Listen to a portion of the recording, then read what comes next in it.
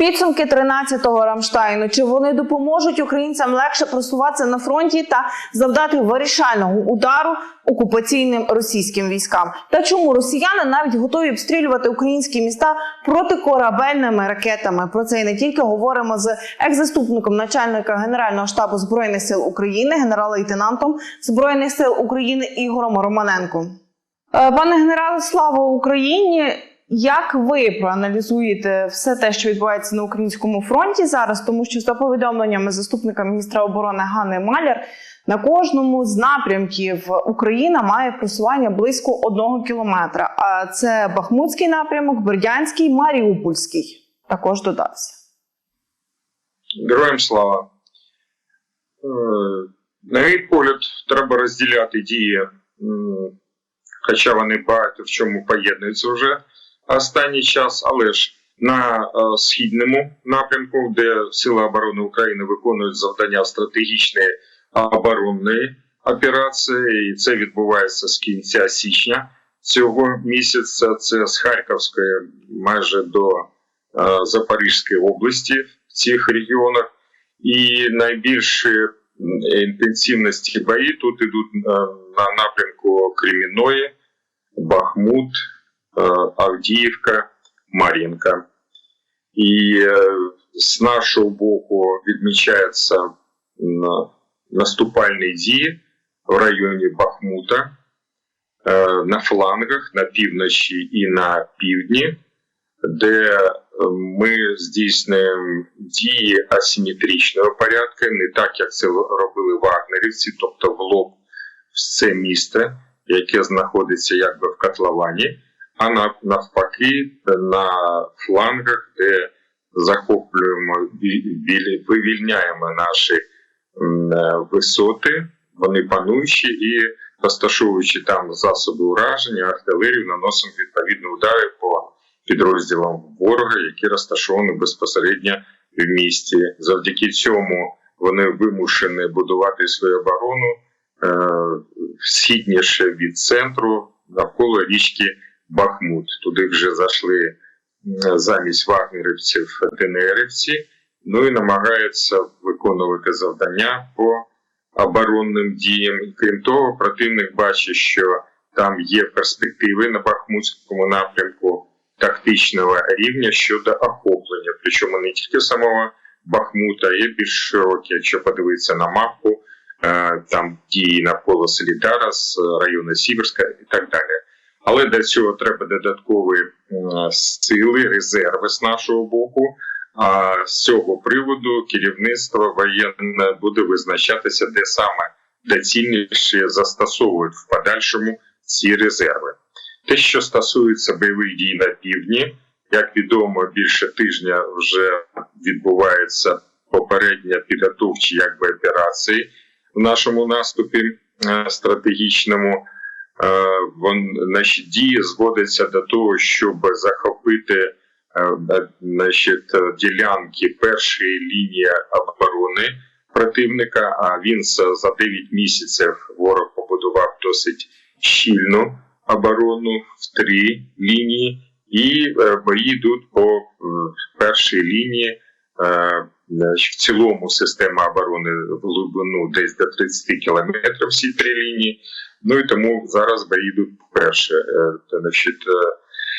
І є просування з нашого боку вперед на Маріупольському напрямку, на більше, скажімо, на Бердянському. Але так чи інакше за цей час просування відбувається від 1 до 5-7 кілометрів.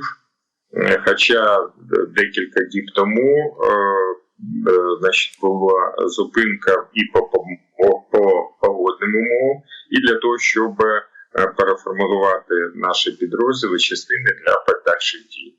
Таким чином. На Запорізькому напрямку ми так розуміємо, що окупанти часу не гаяли, на жаль, і побудували міцні укріплення різних видів, як кажуть військові, які там є. Все як книжка пише, але от ще Інститут вивчення війни дав таку інформацію, що на Запорізькому напрямку наш наступ ускладнюється тим, що Росія використовує комплекси радіоелектронної боротьби, що заважають українським збройним силам просуватися вперед і в принципі їх заплутують, тому що збивають GPS-координати.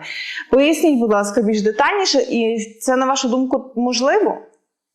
Ну, це неможливо, це реалізовано. Ворога досить потужні засоби радіоелектронної боротьби, і на Запорізькому напрямку вони завели свої засоби радіоелектронної розвідки для того, щоб знати, де які цілі для них наші знаходяться, які перспективи. А потім, по цим розвідувальним даним вони наводять свої засоби як вогневого ураження, так і засоби радіоелектронної боротьби. І там є розраховано на кожен кілометр, як би намагається. Ну, на все, мабуть, сил не вистачає, але на напрямках, де в основному діють наші війська, то вони там зосереджують такі засоби. Завдяки цьому, завади є для роботи з нашого боку розвідувальних безпілотних літальних апаратів і електронних засобів, роботи електронних засобів. Безумовно, це заважає, але війна є війна, і Сили оборони України, відповідні підрозділи борються з такими діями ворога, незважаючи на це, здійснюють відповідні дії щодо просування вперед. А як ви бачите, куди? Тому що є різні повідомлення, що росіяни перекидують свої війська. Одні кажуть на південь, інші кажуть на схід, Донецьку область, аби укріпити позиції. На вашу думку, де росіяни є більш вразливими, і чи готуються, і чи відчувають вони свої десь прогавини в обороні? Сил на все не вистачає.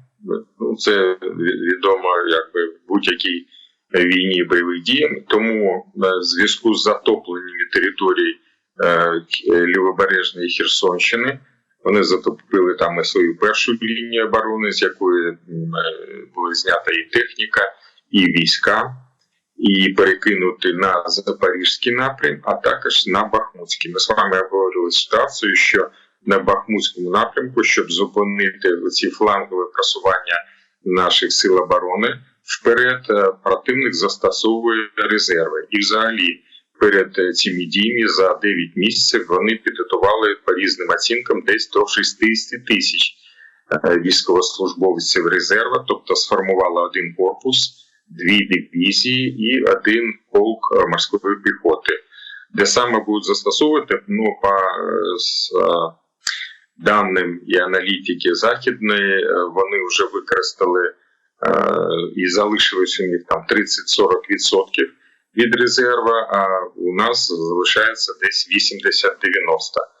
80-90%. Тобто ще головні напрями не визначилися нанесені ударів і зосередження їх військ, тому проводяться бойові дії для того, щоб, ми вже обговорювали, захопити ділянки першої лінії оборони, визначити, де слабкі місця у ворога і прийняти відповідне рішення для подальшого застосування резервів. Є різні варіанти цього, але найбільш точна інформація, безумовно, Генерального штабу, тобто на поточний час визначаються ці місця і приймається рішення щодо коригування планів по подальшому застосуванню резервів. По суті, я так розумію, от ви сказали, що в росіян залишилося лише 40% резерву.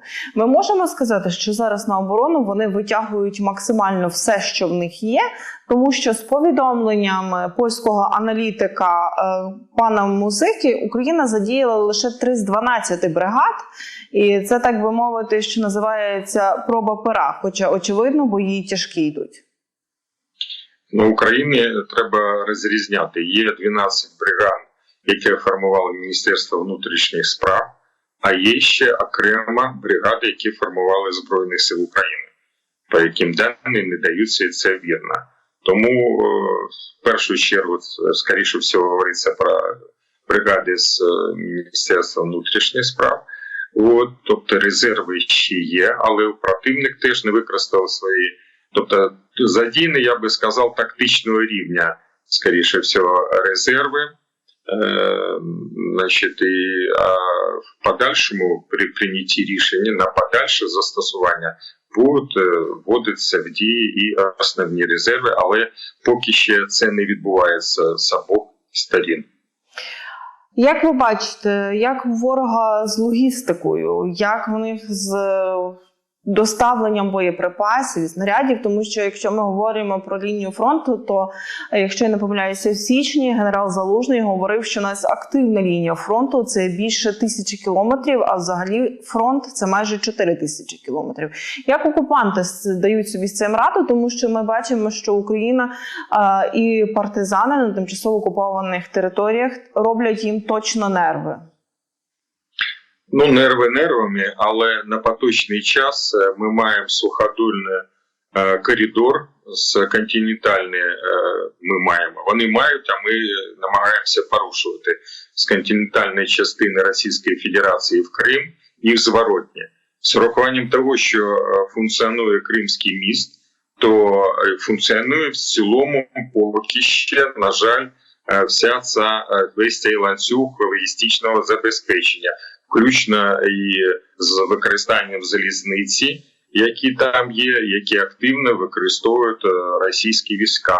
Тобто для цього нам потрібно саме ті ракети, про які розмова дальні, відносно вони мали дальні, скажімо, ракети до дальності до 300 кілометрів, які є Storm Shadow, які є у французів, німців, які ми просимо, щоб вони надавали, а також особливо, тому що це поки ракети повітряного базування, які запускаються з літаків, і їх треба переобладнати під Storm Shadow, наші вже зробили це і застосовують.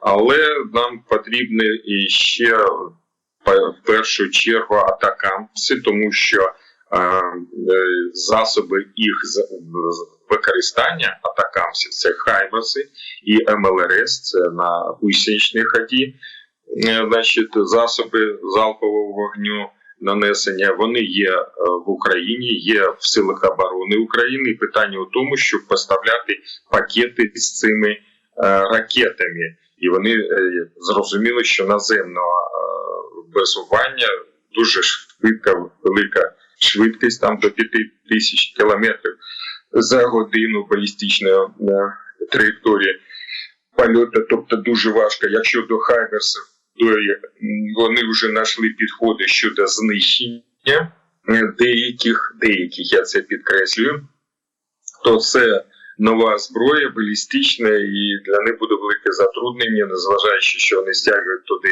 і вже багато що зосередили засобів протиповітряної оборони, але це буде велика проблема.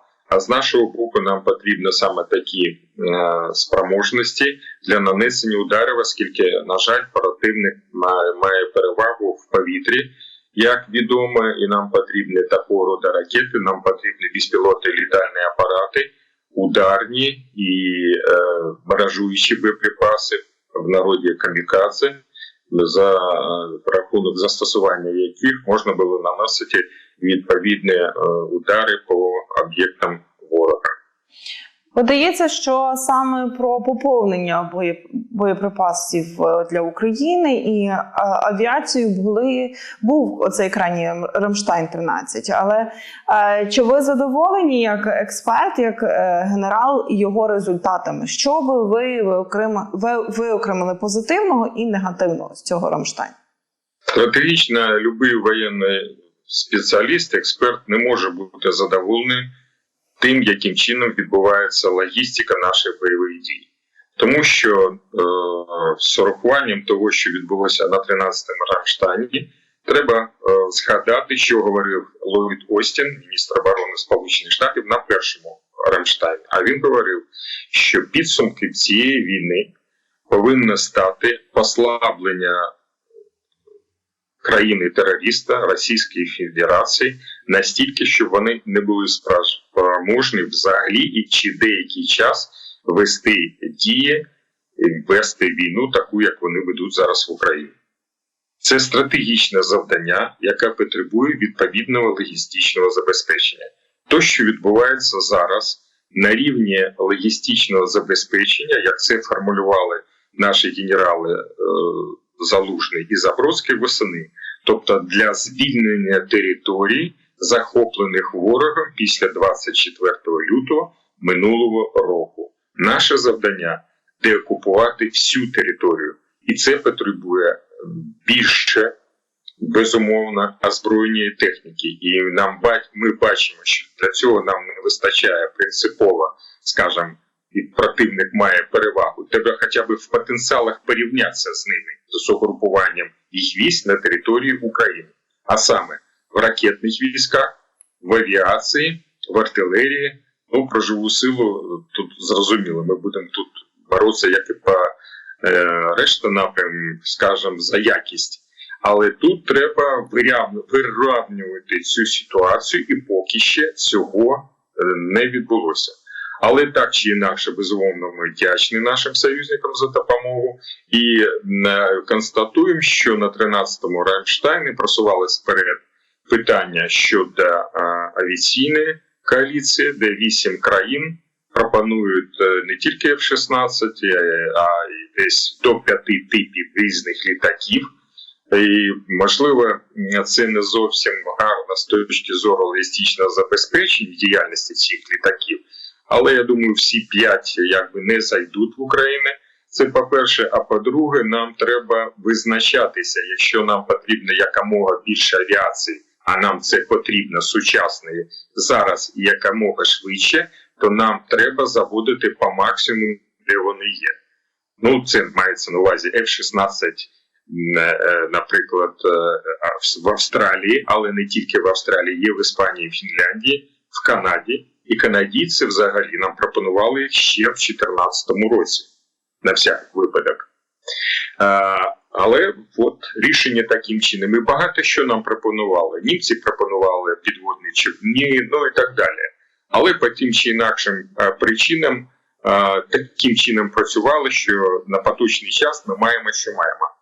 Тому, були прийняті наступні рішення для деталізації. Ну, в першу чергу, це озвучується. Розумію, що те, що озвучується, не означає, що тільки це. Є закрита частина, і там більш детально і більш глибоко проробляються ці питання.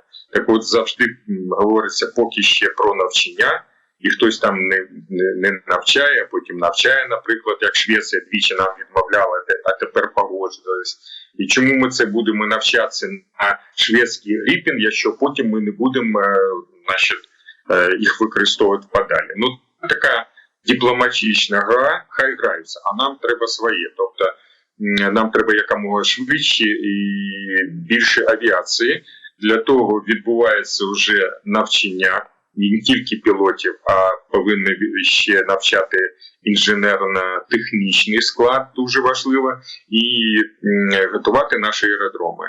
Наприклад, той же F-18 більш підготовлений, у нього більш міцне шасі, у нього 2 двигуна, тобто для наших умов він підготовлений більше.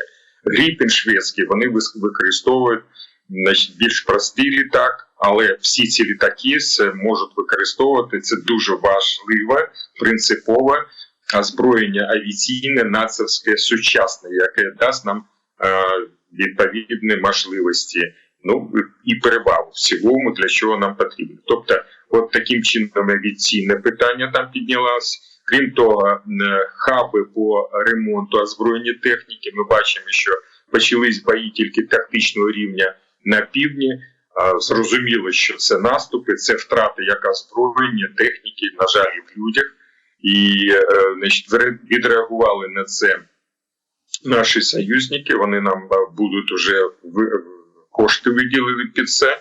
І американці поставляють 15 Бредлі, 10 страйкерів, німці поставляють мардери, бойові машини броньовані. Тому це важливо, але час до цих поставок, а активної фази наступу ще немає, а ми вже маємо. Тобто дуже важливе питання, де, як і наскільки ефективно будуть працювати ці ремонти хаби. Крім того, по поточним питанням, які зараз нам вкрай на ту ситуацію, яка є, потрібна, це засоби і ракети до засобів протиповітряної оборони, це боєприпаси до нашої артилерії, ну і так далі. Поточно все, що необхідно, вони йдуть на зустріч, вони готові це поставляти, але в кількості, яка не зовсім нам достатньо. Тому тут такий стан.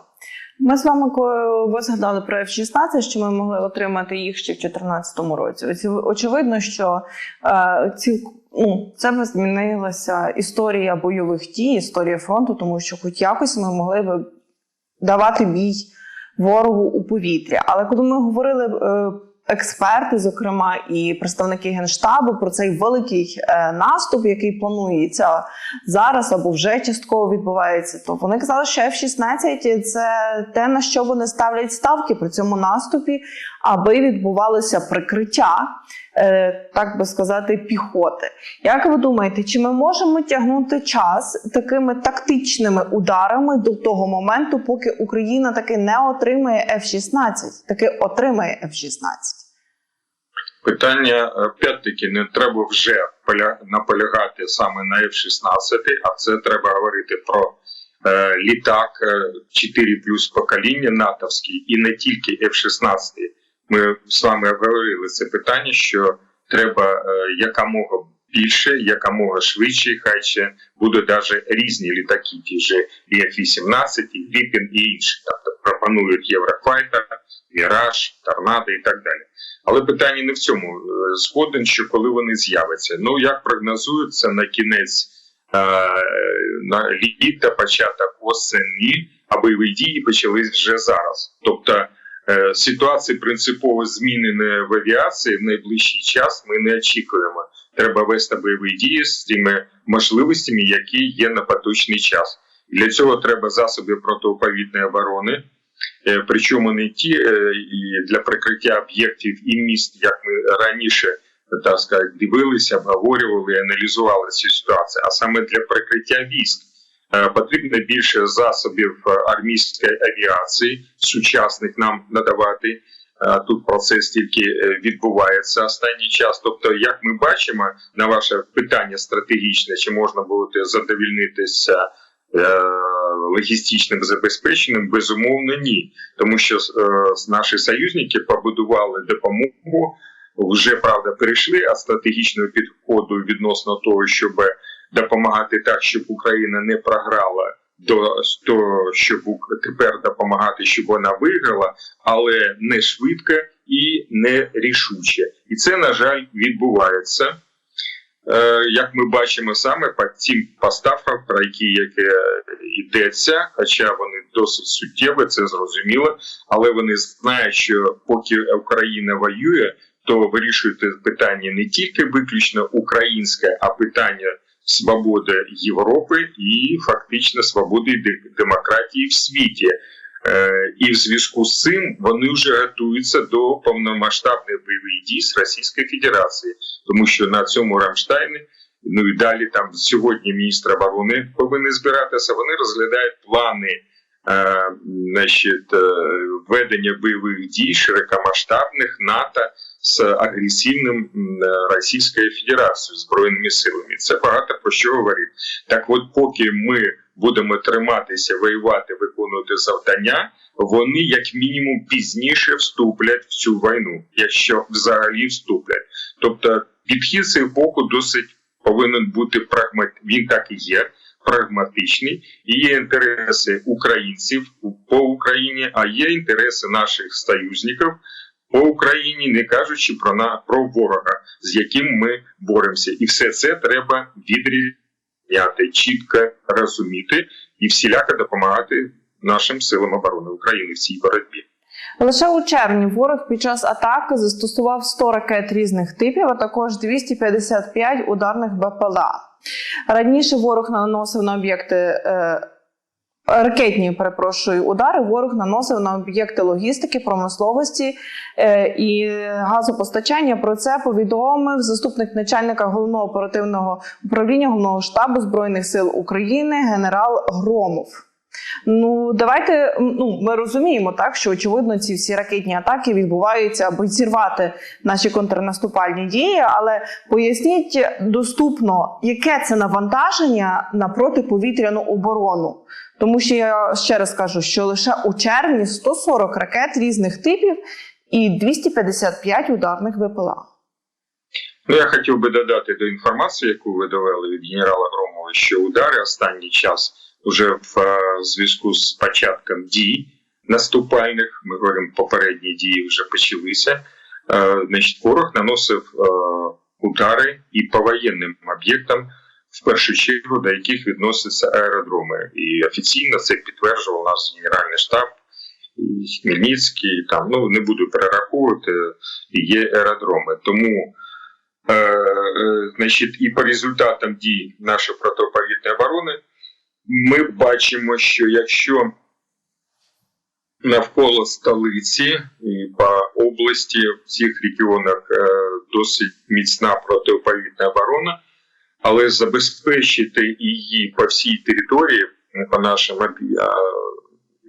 значить, містам обласного рівня, скажімо, де взагалі по селищам, по нашим, по всій території засобів у нас поки ще немає. І більше того, показують бойові дії за останній час, що значить, вага нанесення іми удари переходить на враження об'єктів безпосередньо на фронті, тому що на все у них сил вже не вистачає. А це означає, що нам, якщо ми обговорили з авіації, значить, наші сили обмежені, і вони мають перевагу, то нам потрібно, і нам намагаються допомогти союзники по засобам протиповітряної оборони, по перекриттю військ, які діють як в обороні на сході у нас, так і в наступі на півдні. Саме таких засобів, безумовно, значить, насичена війська наші засобами переносними зенітно-ракетними комплексами, але дії, наприклад, по висоті, ну і по дальності їх обмежені. Це там 5 кілометрів до 5 сучасних 6, як по висоті, так і по дальності. Тому є необхідність підсилення таких наших спроможностей, і над цим працює воєнно-політичне керівництво. Останніми днями у нас тривоги почастішали, і військовому червоніє вся карта України, особливо коли з'являється інформація про те, що в небі російський Міг-31К, які є носіями кинджалів. Як ви гадаєте, яка мета оцих зльотів Міг-31К і яка ціль цих кинджалів? Все-таки військовий об'єкт? Різні, по необхідності, по поточному часу, як вони планують, і вони змінюються.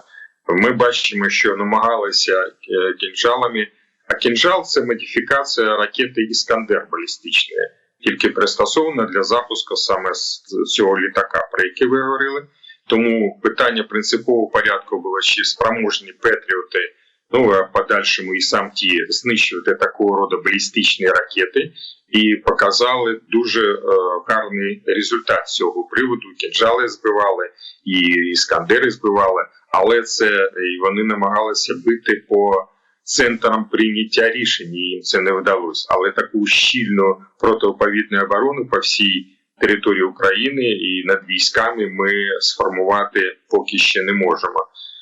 Нам постачають, ну, по-перше, значить, довели інформацію, що до кінця наступного року ще, можливо, передадуть 5 Петріотів, ПАК-3, останні модифікації.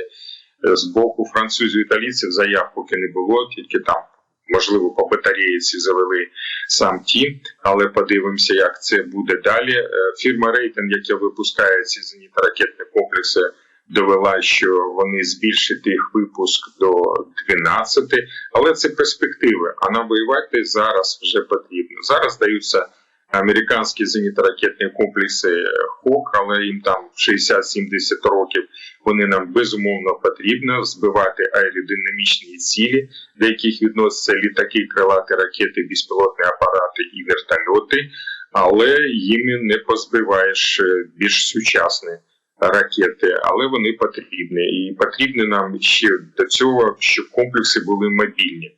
Тому що зенітно-ракетний комплекс фактично проводить стрільбу і повинен зразу пересуватися. Якщо він це не робить, він дуже великою вірогідністю буде знищений. І засобами артилерії може бути, і ланцетом, баражуючий боєприпас досить ефективний у росіян є на дальності до 40 км і так далі. Тобто є така боротьба між засобами нанесення повітряного ударів противника і нашими засобами протиповітряної і протиракетної оборони. З'явилася інформація, яку дуже активно обговорюють користувачі соціальних мереж, про те, що росіяни до своїх кордонів підтягують протиракетний комплекс БАЛ, зокрема до Брянської області, і вже стверджують, що під ударами може бути і столиця, тому що дальність цих ракет 250, а то й 500 кілометрів.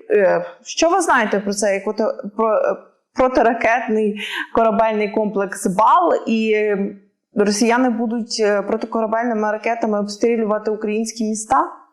Що вас тут смущає? Якщо вони з зенітно-ракетними комплексами С-300, які модернізували для того, щоб застосовувати в підході земля-земля, як тактичного рівня комплекси, і застосовують зараз активно фактично скрізь по нашим прикордонням, то в зв'язку з тим, що обмежилась кількість ракет для оперативно-тактичного комплексу «Іскандер-М».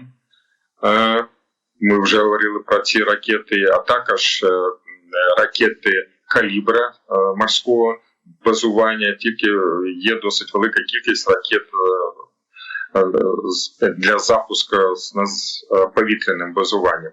То вони шукають будь-які можливості, оскільки наші суттєво кораблі знищують зараз їм не потрібно, то вони використовують все, що в них є, для того, щоб підвищити свої спроможності, в тому числі нанесення ударів. Тому комплекс корабль, БАЛ застосовують, розташовують, він мобільний, може пересуватися. І ракети, вони з точки зору знищення як повітряні цілі досить складні, тому що поверхня розсіювання в них мала. І вони йдуть на низької висоті, тому це для нас питання боротьби з ними. Безумовно, краще всього треба знищувати ці пускові установки до того, як будуть проведені пуски з них ракет. І тому вони самі підтверджують необхідність з нашого боку наносити удари по воєнним об'єктам в більшій кількості і більш ефективно, які розташовані на території Російської Федерації.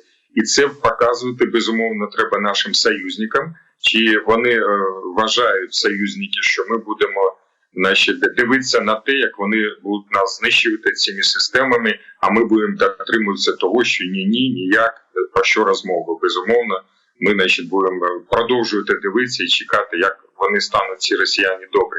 Які росіяни ми вже знаємо, і вони поважають тільки силу, і свою силу ми по відношенню до них будемо проявляти спільно з нашими союзниками до нашої спільної перемоги. Ви знаєте, мені здається, є ще один аспект, який нам варто з вами зачепити. Це ІПСО, який зараз породжує російська пропаганда, очевидно, за певними методичками, тому що зовсім недавно вони поховали генерала Залужного. Вчора російські пабліки, російські пропагандисти і сьогодні активно говорять про те, що вони знищили Кирила Буданова, начальника головного управління розвідки ГУРМО України. Для чого їм це? І невже вони не розуміють, що таку інформацію можна легко спростувати? Легко-нелегко, але на це потрібен час. А їм треба підживлювати свій глибинний болотний народ з одного боку, впливати на наші врядчі, але все рівно роблять і це, намагаються таким чином. Але треба відрізняти. За правду завжди треба було боротися. Це не новий підхід, він існує, існував і буде далі. І тому і займати активні позиції, не те, що рефлексувати і відповідати на їх пасажі, а займати активну позицію в цій інформаційній війні. Тому нам, безумовно, треба давати об'єктивні дані відносно того, що вони роблять ці фейки. Ми знаємо, відео вже показували з живим і активним Залужним генералом і з генералом Будановим, який пропонував, що поки тише, а скоро буде.